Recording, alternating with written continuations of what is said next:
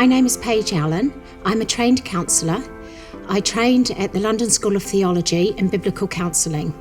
I work with a wide range of clients from different cultural backgrounds and beliefs. There's one website that I would refer you to have a look at is mentalhealth.org.uk. It's got some useful information for you on it. Depression can be brought on by many things. From a counselling perspective, we could explore these various avenues. It could be conflicts, internal or external. It could be blocked goals. I want to get somewhere and I can't, so I feel stuck. It could be overloads. You've reached your capacity or gone over your capacity. It could be traumas, recent traumas or past traumas as well that are still having an effect on you today. So in counselling, we look at the root causes and the deep emotions that we've often repressed. Sometimes we don't recognise those emotions. They're so deep down in our subconscious that we're not even aware of them. We push them down and we can repress them. We deny the feelings sometimes because we don't like them and we don't want them. We can feel guilty. I shouldn't feel this way. We can feel ashamed or embarrassed. We can feel hurt. We can feel fearful, etc. But by not listening or being aware of our emotions, this can lead us to a wide range of symptoms and illnesses. Depression can be one of them. So what does counselling provide? It provides you with a safe place where confidentiality is upheld, to explore the conflicts that are going on for you in your life, to look at behavioural patterns, to process your feelings and your emotions, to explore choices being made knowingly or unknowingly. Another thing we can look at is overcoming fear, anxiety and panic. We can look at scaling. So if we look at anxiety, scaling it from 0 to 10. 0 being not at all, 10 being very high. This helps us to work out what reduces our anxiety and what increases our anxiety. And also what triggers do we have that will take it from very low suddenly to extremely high. So here's a tip to practice. Imagine yourself sitting on a roundabout and the cars are carrying your emotion. So a car comes in with your very strong emotion on it, and the car comes in. Visualize that car coming in and you can feel the uncomfortableness and painfulness and strong emotion right now. But learn to sit with it and watch that car, and in time it will pass out the other side.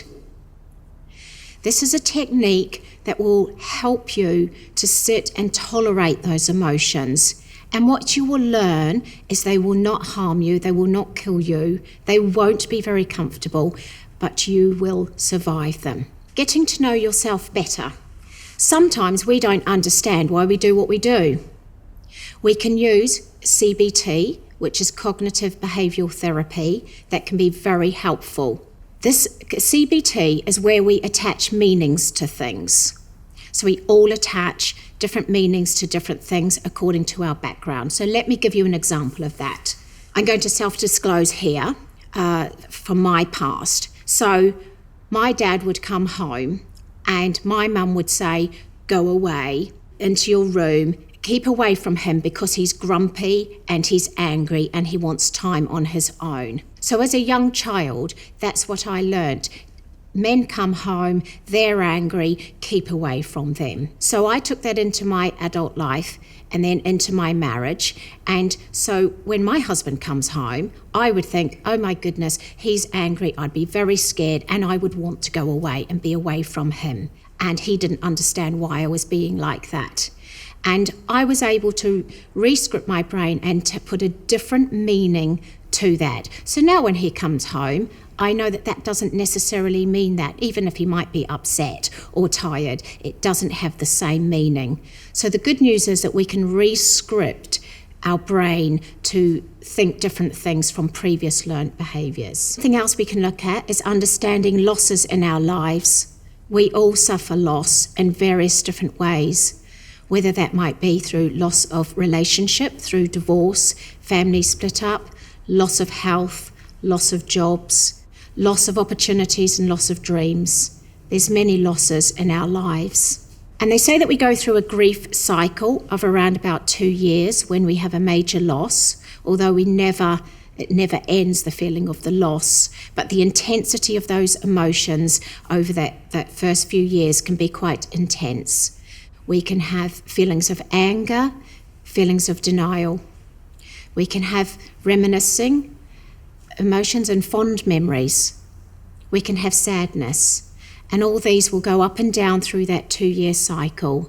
Towards the end of that, we hope that we always will recognise the loss, but that we've come to an acceptance of that loss and that we can live in today's reality with those feelings being a little less intense and more of a past historical memory for us. One of the tips is do be kind to yourself when you are going through a loss or bereavement. Dealing with guilt and shame is something that can be looked at in counselling.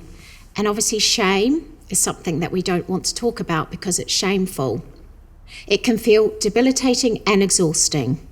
We can learn to accept all of ourselves, including our shadow side. We all have a shadow side, a bit of us that we don't like, and we tend to split it off and go, no, I don't want to accept that part of myself.